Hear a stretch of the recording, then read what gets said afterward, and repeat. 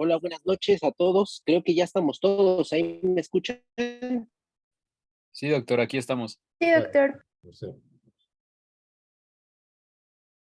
Perfecto. Pues vamos a iniciar la clase el día de hoy, equipo 2. Recuerden nada más como consideración general y en todas las patologías de cáncer. Hoy vamos a ver cáncer de esófago. Me refiero sobre todo a la clasificación del TNM. No es necesario que la leamos en la clase toda. O sea, solamente hay que recordar que es T de tumor, N de nódulos y M de metástasis. La mayoría de todas las patologías de cáncer, de todos los órganos que vamos a ver, son muy parecidas. O sea, por eso les decía, no tiene tanto caso que hagamos, es un poco tedioso estarlas repasando y estarlas memorizando. Y pues aquí en la clase, como que muchas veces nos hace tedioso el tema. Entonces, esa clasificación en específico hay que ponerla sí en la presentación, es importante sí, pero ya cada quien la puede revisar por separado de forma individual en la presentación o siempre que la necesiten, pues hay que recurrir a esa, ¿no? Que es la principal de las clasificaciones de cáncer para el estadiaje, ¿sale? Entonces es importante que la veamos, que la sepamos, sí, pero hay que tratar de omitirla. Normalmente les hago comentarios en el Classroom de algunas escalas o igual clasificaciones que muchas veces les vienen a ustedes, muchas veces no las ocupamos, pero esto es sobre todo con la finalidad de hacerlo un poquito más dinámico, ¿sale? Entonces, nada más haciendo esa aclaración, pues comenzamos con la clase del equipo 2. Sí, doctor, muchas gracias. Bueno, buenas noches, doctor, compañeros. Esta noche les vamos a presentar el tema de quemaduras, hernia yatal y cáncer de esófago. Y bueno, pues el equipo está conformado por mi compañera Alex Berrios, Unric Jiménez, Eduardo Ortiz y pues su servidor Brandon Rayo. Vamos a iniciar con quemaduras. Ok, buenas noches compañeros y doctor. Pues como ya dijo mi compañero, vamos a comenzar con el tema de quemaduras de esófago. Siguiente, por favor. Gracias. Y bueno, vamos a ver que este es un problema frecuente, se menciona en la bibliografía que es un problema frecuente de salud pública debido a su, pues sí, va a ser muy frecuente y es un problema muy grave. Va a causar diversas complicaciones, tanto agudas como a largo plazo. Y bueno, por eso es un problema significativo de salud pública. Y todo esto va a depender de la presentación, la extensión, la gravedad, dependiendo de, pues, de la sustancia con la que se causen estas lesiones. Y bueno, pues estas quemaduras se van a dar por la ingestión, ya sea accidental o deliberada, de cáusticos, y van a provocar lesiones esofágicas y gástricas, no solamente en esófago y estómago, sino también en cavidad oral, en faringe, laringe, etc. Pero bueno, nos vamos a centrar en las esofágicas y gástricas. Estas son, ay, espero que no estén escuchando el ruido allá afuera. Van a ser lesiones potencialmente fatales y van a resultar en diversas complicaciones agudas y crónicas, como ya había mencionado anteriormente. Entonces, bueno, en esta presentación vamos a ver las quemaduras por agentes cáusticos y para esto hay que definir qué es un agente cáustico. Estas lesiones, pues, bueno, más bien estos cáusticos son sustancias que van a producir quemaduras tanto en el tejido en el cual se ponen en contacto estos agentes y pues van a lesionar piel y mucosas principalmente, pero vamos a ver más adelante que pueden lesionar otros órganos. Y bueno, van a estar dentro de este grupo están los ácidos y las bases o álcalis. Y bueno, se menciona que va a haber como dos grandes grupos, dos grupos afectados por este cuadro, que van a ser en menores de 5 años y en jóvenes y adultos. En menores de 5 años se ha visto que es más una ingesta accidental debido al mal envasado de estas sustancias, que muchas veces pues nosotros tenemos productos de limpieza y los envasamos en botellas de refresco, por ejemplo, ¿no? Y los jóvenes y adultos pues van a ser por una ingesta más intencional, queriendo concretar un intento suicida. Y bueno, siguiente, por favor.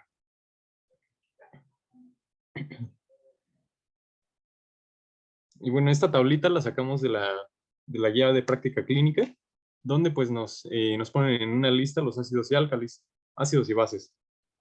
Pues realmente estos los tenemos más en el hogar, como productos de limpieza, por ejemplo, los ácidos, no sé, el ácido muriático, ¿no? Que lo utilizamos como quitazarro para lavar el baño. El ácido acético, que está presente en disolventes para pinturas, vinagres, etc. Y bases como el amoníaco, que es un desengrasante para la estufa, por ejemplo, hipoclorito de sodio, que es el cloro, ¿no? Y bueno, es importante recalcar que las bases van a tener un pH mayor a 12 y los ácidos, en este caso, pues un pH menor a 2. Pues sí es importante saber esto porque de esta forma vamos a más o menos saber qué tipo de lesiones van a tener los pacientes, pero realmente el tratamiento va a ser muy, muy similar. Bueno, va a ser el mismo para cualquier tipo de lesiones, tanto por ácidos como por álcalis. Siguiente, por favor. Ok, respecto a su epidemiología, vamos a ver que estas lesiones son más frecuentes estas van a ser son lesiones frecuentes, ya sean leves o moderadas. Y esto se va a ver, sí va a estar dado por una ingesta de pequeños volúmenes. ¿Cómo vamos a saber esto? Bueno, más adelante, bueno, una vez, vamos a ver que los ácidos, las sustancias ácidas, pues por su sabor se menciona en la bibliografía, que bueno, por su sabor ácido, pues van a producir vómitos al paciente, entonces estos los van a vomitar al instante, ¿no? Pueden vomitarlos en el momento. Y las bases no van a tener un sabor tan desagradable, o sea, sí va a ser desagradable, pero no tanto como un ácido. Entonces los pacientes pueden ingerir más de estas bases y no la van a vomitar. Entonces esto es un factor importante a considerar. El pronóstico se va a ver comprometido en ingestas masivas mayores de 750 mililitros. Esto es también importante considerarlo. Bueno, ya hemos visto anteriormente que van a estar englobados en dos grupos, ¿no? En menores de 5 años y en adolescentes y adultos. Menores de 5 años ya habíamos visto por el mal envasado de estas sustancias. Luego las podemos envasar en botellas de refresco, por ejemplo, y los niños se pueden confundir y se lo toman, ¿no? Y adolescentes y adultos, vi que el pico o el promedio va a ser en personas de 40 años aproximadamente, pero en otras bibliografías vi que pueden comenzar desde los 12 hasta los 40 años aproximadamente. Es como lo más común. Y pues va a estar aunado a problemas, a trastornos mentales como esquizofrenia, depresión, delirio. Y por esto es importante que cuando el paciente ya esté pues estable dentro de lo que cabe, sea valorado por un psiquiatra ya en el manejo. Eh, También se menciona en la bibliografía que va a ser un poco, bueno, ligeramente más frecuente en mujeres que en hombres, pero realmente esta diferencia es muy mínima. Por cada mujer hay 0.9 hombres que van a tener estas prácticas. O por cada 10, 9 hombres van a practicar esto, ¿no? Y pues como ya vimos anteriormente, pues son más comunes las lesiones por bases, porque pues sí, las personas pueden ingerir más producto de estas sustancias. Siguiente, por favor. Ok, bueno, respecto a la fisiopatología, em, pues vamos a ver que estas lesiones van a depender mucho del tipo de sustancia y esto va a estar aunado a su pH, ya sea básico o ácido.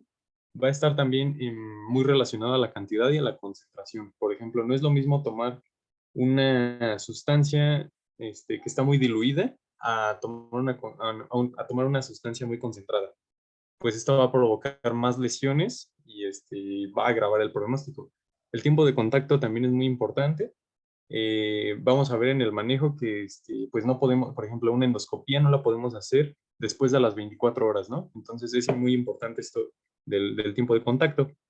Y bueno, en general pues van a producir tanto lesiones en esófago, en estómago, pero también se van a comprometer las VATS, las vías aerodigestivas superiores, cavidad oral, nasofaringe, orofaringe, toda la faringe, la laringe también, se pueden comprometer hasta el árbol traqueobronquial. Y bueno, en general van a producir lesiones en mucosas, ya sean úlceras, edema, irritación, necrosis, y también se puede producir un edema subseroso y una ectasia linfática, es decir, una obstrucción linfática, porque también se pueden absorber por medio de las paredes de estos órganos, entonces van a producir una obstrucción en ganglios linfáticos. Y bueno, va a ser algo un poco diferente la fisiopatología que van a producir las bases y los ácidos. Las bases van a producir, bueno, al entrar en contacto con las mucosas, van a producir una liberación de hidroxilos, o bueno, de hidroxilos, Y estos hidroxilos van a entrar en contacto con las proteínas de la mucosa y van a producir una hidrólisis tanto del colágeno como de otras proteínas. Entonces, gracias a esto se va a producir una necrosis por licuefacción. Es decir, pues sí se va a ver como una papilla ahí, una necrosis, ¿no? En caso de que se llegue a la necrosis. Ok. Al producir esta hidrólisis con las proteínas, se va a producir también una saponificación lipídica. Esto va a contribuir a dejar desprotegidas las mucosas y a agravar la necrosis. Al mismo tiempo, se va a producir una trombosis de los vasos que están irrigando estas estructuras por la misma absorción de las bases. Y esto también va a favorecer la necrosis y una difusión extradigestiva. Esto es muy importante. Puede que no se perforen los vasos, perdón, estas estructuras, pero estas sustancias van a extravasarse, pues va a ser una difusión extradigestiva y van a alcanzar órganos mediastínicos como tráquea, bronquios e incluso órganos abdominales como vaso, colon, hígado, etcétera. Y bueno, un mecanismo de defensa, por así decirlo, es una perforación o estenosis pilórica y antral, que va a evitar que estas sustancias, que estas bases, lleguen hasta duodeno y corran hasta intestino, ¿no? Va a ser como una forma de proteger al intestino. Y bueno, ya les había mencionado que por esta difusión extradigestiva o por una perforación se puede afectar tanto tráquea, bronquios, mediastino, colon, páncreas, ¿qué más? Vaso, riñones, etc. Y bueno, ¿hasta aquí alguna duda? Sí, yo, una preguntita. ¿Por qué decías que no se podía hacer una endoscopia después de 12 horas? Bueno, más adelante lo vamos a ver. Se menciona que es después de las 24 horas. Después de las 24 horas se corre un mayor riesgo de perforación a alguna víscera. Como están resentidas, por así decirlo, pues se puede perforar con estos instrumentos. Pero lo vamos a ver más adelante. Ok, Así es, gracias. ese punto es muy importante y qué bueno que lo preguntaste. Yo pensé que nadie lo iba a preguntar, pero sí. Es muy importante ese punto porque es muy común que en el ideal pensar que tiene una quemadura, vamos a pasarlo a endoscopía luego, ¿no? Y justamente ese es el tema. Y otro punto importante, recuerden el tipo de necrosis por álcalis y por ácidos, ¿sale? Es diferente y eso nos puede dar una idea, obviamente, de cuál fue el origen. Y ese punto también es muy común para pregunta de examen, ¿sale? Entonces, a forma de repaso, ahorita al final mencionamos cuál es ácido y cuál es por álcali.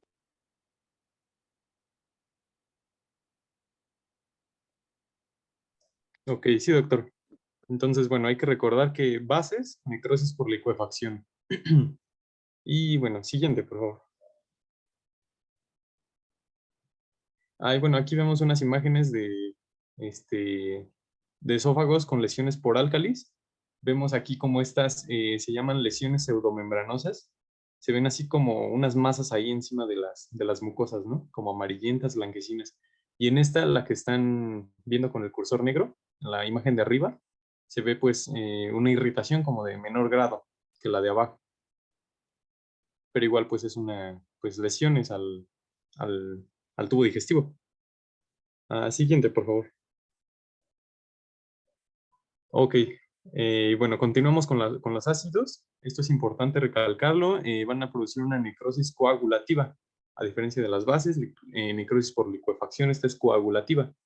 Y bueno, los ácidos al entrar en contacto con las mucosas van a liberar una cantidad masiva de hidrogeniones. Esto ya sabemos más o menos qué onda. Y esto va a producir una deshidratación de las mucosas y pues van a quedar expuestas pues sí, las mucosas y se va a producir una coagulación de las proteínas epiteliales, una desnaturalización y coagulación de las proteínas epiteliales. Por eso se llama necrosis coagulativa.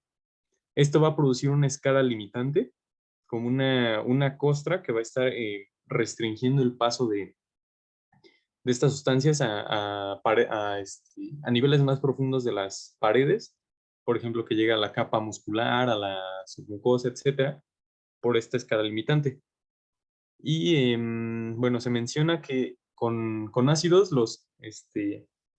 el esófago va a sufrir menos lesiones o lesiones menos graves que con las bases, donde las bases pues van a producir lesiones más graves en el esófago. Y bueno, con los ácidos se va a producir una mayor afección gástrica y al igual que las bases, también se va a producir un espasmo pilórico que va a evitar que estos ácidos lleguen hasta intestino.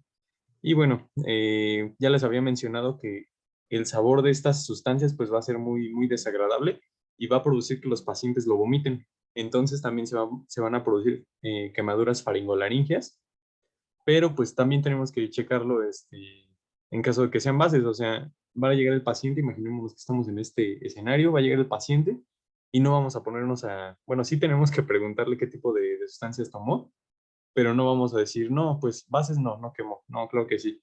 Va a estar lesionando a todo este tracto. Y bueno, es importante recalcar aquí que estas sustancias van a tener un pH menor a 2. Y bueno, en general, tanto lesiones por ácidos como por bases, se menciona que a las 24 horas va a comenzar este proceso de proliferación fibroblástica que nos va a llevar a una cicatrización, más o menos durante 3 semanas aproximadamente, pues va a llevarse este proceso de cicatrización, donde va a haber una neoformación del tejido conjuntivo y en el primer mes, pues en el primer mes, perdón, el paciente va a experimentar una fibrosis retráctil, ¿no? Una estenosis, porque sabemos que en todo sitio donde hay cicatrices, pues va a haber retracción de los tejidos. Y esto es en general, tanto en ácidos como en bases. Y bueno, esta es una de las complicaciones que pueden sufrir estos pacientes, pero pues hay muchas otras complicaciones. Siguiente, por favor. Ok, respecto al cuadro clínico, pues vamos a tener diferentes manifestaciones como náuseas, vómitos, pueden tener también hematemesis, dolor abdominal, dolor epigástrico o supraesternal, y esto nos estaría hablando, se menciona en la bibliografía que este es un síntoma sugestivo de perforación digestiva, entonces mucho ojo con eso. Dolor orofaríngeo, disfagia, cialorrea, odinofagia, y también pueden producir disnea y disfonía. Y esto nos estaría hablando de una afección al árbol traqueobronquial. Y la disfonía pues va a ser producida por un edema de la mucosa laríngea que pues va a producir una obstrucción.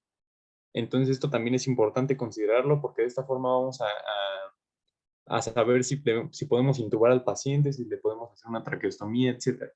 Pero va a haber una probable disfonía y disnea. La disnea puede ser producida también por inhalación de cáusticos, que pues van a estar afectando más al árbol traqueobronquial directamente. Los ácidos al vomitarse, o bueno, estas sustancias al vomitarse, pues también van a liberar gases que pues van a estar afectando al árbol traqueobronquial. Y bueno, siguiente, por favor. Y bueno, ya imaginando que llegue el paciente, pues lo primero que nada tenemos que hacer una anamnesis, ¿no? Entonces tenemos que investigar si se puede, en caso de que el paciente pueda responder a nuestras preguntas y que no esté inconsciente, pues tenemos que investigar bien qué sucedió. Tenemos que preguntarle sobre las circunstancias del episodio, es decir, si fue accidental o voluntario. Dependiendo de la edad, vamos a saber más o menos cuáles fueron las circunstancias de este accidente. La hora de exposición es muy importante, por lo que les decía. Se menciona en la GPC que podemos hacer una endoscopia al paciente entre las 6 a 24 horas del accidente. Antes de las 6 no es muy ideal porque no va a haber como tal estas lesiones aún, o sí, pues no va a haber todas las lesiones que ya deberíamos de presenciar. Y después de las 24 horas ya no es recomendable porque aumenta el riesgo de perforación a las vísceras. También tenemos que investigar sustancias asociadas como alcohol, fármacos psicotrópicos, drogas, etc. Características del agente ingerido. Es decir, cómo se llamaba primero que nada, ¿no? Y ya a partir de eso nosotros vamos a determinar si es base o un ácido, cuál era su pH, la presentación y la concentración. Y bueno, la cantidad ingerida también es muy importante. Pero esto pues va a ser una aproximación, ¿no? No nos va a decir el paciente, sí, me tomé toda una botella, me tomé 1 litro, medio litro. Entonces esto es más o menos una aproximación. Y enfermedades asociadas, como por ejemplo el reflujo gastroesofágico y una hernia hiatal, van a empeorar el cuadro porque van a producir una mayor, pues sí, que estas sustancias tengan más contacto durante más tiempo con el esófago, por ejemplo. Y bueno, para la exploración clínica, la exploración física, perdón, debemos de explorar tanto la piel como las mucosas. Vamos a empezar por labios, cavidad oral, orofaringe, y la piel también es muy importante, porque al momento de estar, bueno, estas sustancias pues van a ser irritantes para la piel, ¿no? Tenemos que checar en labios, en cara, en la boca, si tiene este tipo de lesiones que vemos bueno, en la diapositiva anterior vimos unas lesiones representativas, irritación, bueno, en cavidad oral tenemos que explorar todo, ¿no? La lengua, por ejemplo, en esta imagen de la derecha estamos viendo estas lesiones que se llaman flictenas. Igual, son como placas pseudomembranosas y pues se menciona en la bibliografía que van a ser más comunes por bases. ¿Qué más? También podemos encontrar eritema, edema, etc. También tenemos que hacer una auscultación pulmonar. Vamos a checar que no haya disnea. Podemos encontrar también estertores bronquiales, tos, podemos encontrar esputo. Y si hubo una lesión al parénquima, sí, tanto a bronquios como a pulmones, podemos encontrar hasta hemoptisis. Podemos encontrar también un edema supraglótico, tos, y esto nos estaría hablando de obstrucción a vías aéreas. Esto es importante porque vamos a determinar, lo que ya les había comentado, si vamos a intubar al paciente o si le vamos a hacer una traqueostomía, ¿no? Podemos también tener datos de insuficiencia respiratoria a causa de la acidosis que se estaría causando con los ácidos. Y, pues sí, también una insuficiencia por la afectación al parénquima pulmonar. Insuficiencia circulatoria. Esto va a estar muy aunado a datos de perforación de tubo digestivo. ¿Y cómo lo vamos a saber? Pues porque el paciente puede tener taquicardia, cianosis, hipotensión, polipnea, etc. Signos de peritonitis, pues vamos a tener un abdomen en tabla, dolor abdominal, y bueno, van a estar presentes los signos de insuficiencia circulatoria por perforación. Siguiente, por favor. Ok, vamos a hacer pruebas complementarias. Primero que nada, pues laboratorios, ¿no? En una biometría, pues vamos a encontrar leucocitosis por la irritación, por la inflamación. Tenemos que sacar un ego y aquí vamos a ver que el paciente puede tener una posible lesión renal por una posible elevación de creatinina y urea. También tenemos que sacarle pruebas de función hepática. Estas sustancias también son tóxicas para el hígado. También, pues bueno, el paciente puede estar cursando con trastornos iónicos como hipocalcemia, hiperpotasemia, entonces también es importante sacar electrolitos séricos. Por esto mismo, también tenemos que sacarle un electrocardiograma al paciente y principalmente una gasometría arterial, ¿no? Puede estar cursando con un cuadro de acidosis. Estudios de imagen también son importantes, como la TAC torácica y abdominal y radiografía anteroposterior de tórax y abdomen. En la primera imagen estamos viendo una TAC a nivel de T4, me parece. Sí, T4. Y estamos viendo esa flechita que está señalando ahí a un puntito negro. Esa es la luz del esófago y nos está hablando de un engrosamiento de las paredes del esófago.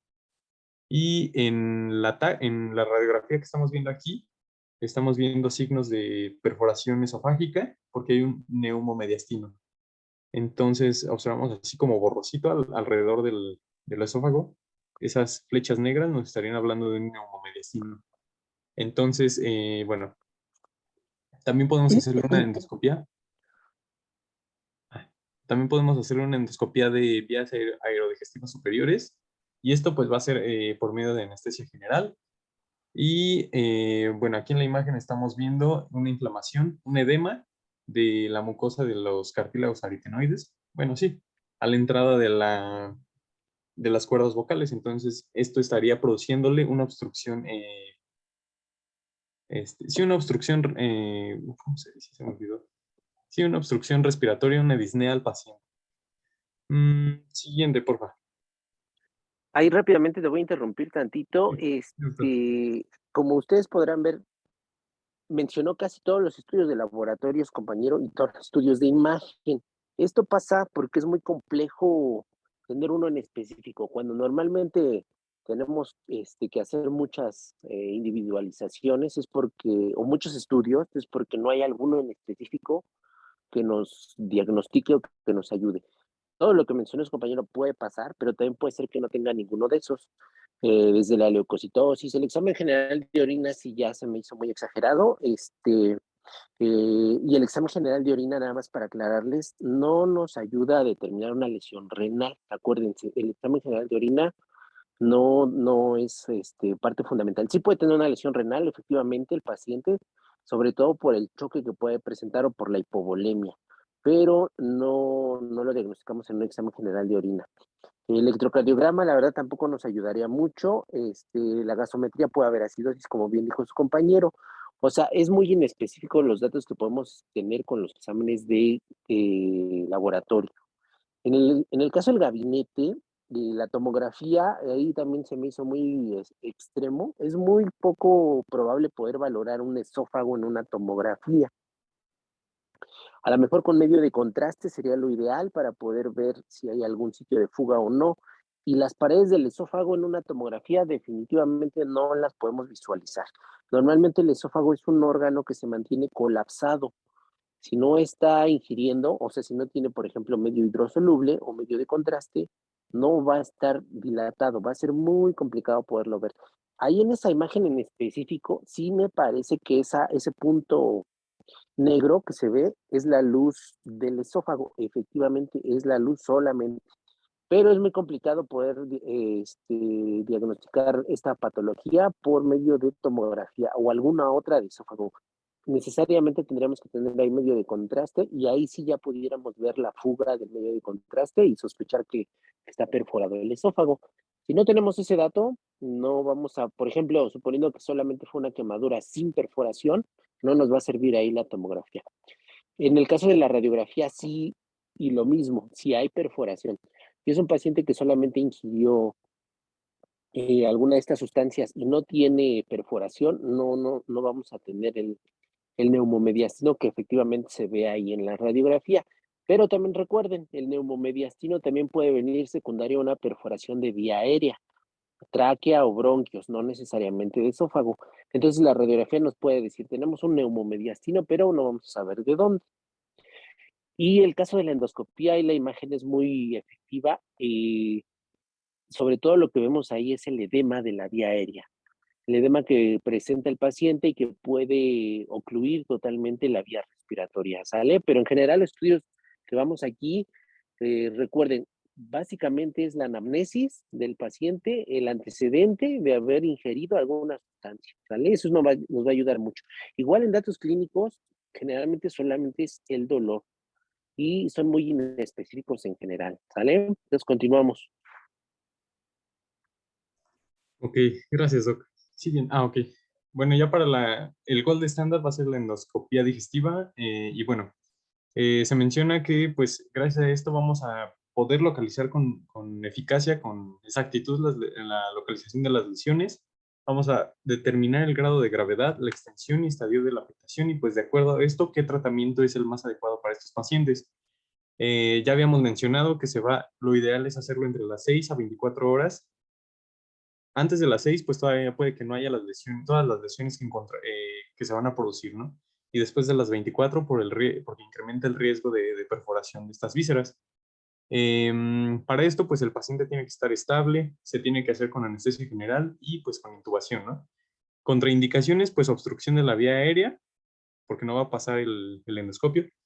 Perforación de víscera hueca, aquí me sacó un poco de onda, pero ahorita lo vamos a ver. Distrés respiratorio, inestabilidad hemodinámica, choque, casos con más de 48 horas post-exposición, estado de gravedad severa y negación de la intervención. Ok, dice aquí que una de las contraindicaciones es la perforación de víscera hueca. Entonces, ¿cómo nos vamos? O sea, si no podemos hacer la endoscopia, ¿cómo vamos a saber si el paciente tiene perforación de víscera hueca o no? Pues por medio posiblemente por la clínica o por las radiografías. Entonces, si no vemos un neumomediastino, un neumoperitoneo o algo parecido, pues podemos pensar en hacerle una endoscopia digestiva. Siguiente, por favor. Ok. Ah, doctor, no quité esta clasificación porque, bueno, pienso que es importante, porque de acuerdo a esto, pues es el tratamiento que se les va a dar a los pacientes. Entonces, ¿le explico o me paso? Sí, bueno, explícala si quieres de forma muy resumida. Ok. Lo mismo que les decía, así como es muy complicado poder tener un estudio de imagen y laboratorio, de la misma forma el tratamiento, ¿vale? Sí, Entonces vamos a revisar la clasificación de forma muy resumida. Y otra cosa aquí, otro paréntesis que se me hace más importante y que lo vamos a ver en todo el temario, la perforación de víscera hueca, como bien lo decías. Vamos a tener muchos datos directos e indirectos, sugestivos, pretenciosos de cuando hay una perforación de víscera hueca. Y les decía de esto porque lo vamos a ver en esófago, en estómago, en intestino delgado, en apéndice, en vesícula, en colon, en todo vamos a ver la perforación, ¿vale? ¿Cómo lo podemos ver? Lo que decía su compañero, neumomediastino o neumoperitoneo. ¿Eso cómo lo vamos a diagnosticar? Es importante este paréntesis, les digo, porque lo vamos a ver todo el tiempo. El neumomediastino lo podemos identificar con una radiografía de tórax o con una tomografía. Y lo mismo en el neumoperitoneo, aire libre en el abdomen. Lo vamos a ver en una radiografía o en una tomografía. ¿Sale? Muchas veces con la simple radiografía es evidente, ya lo tenemos diagnosticado, entonces ya tenemos esa parte. Si tenemos esa sospecha, ya no vamos a hacer endoscopía, ni el endoscopista nos va a querer hacer el estudio si el paciente ya está perforado. ¿Sale? Otro ok, dato sugestivo es todos los que mencionó su compañero de laboratorio. Generalmente el paciente está estable y al momento que hay una perforación se pone inestable o se pone grave. Va a empezar a tener leucocitosis, falla renal, va a tener acidosis, va a tener choque, va a tener hipovolemia, va a tener taquicardia.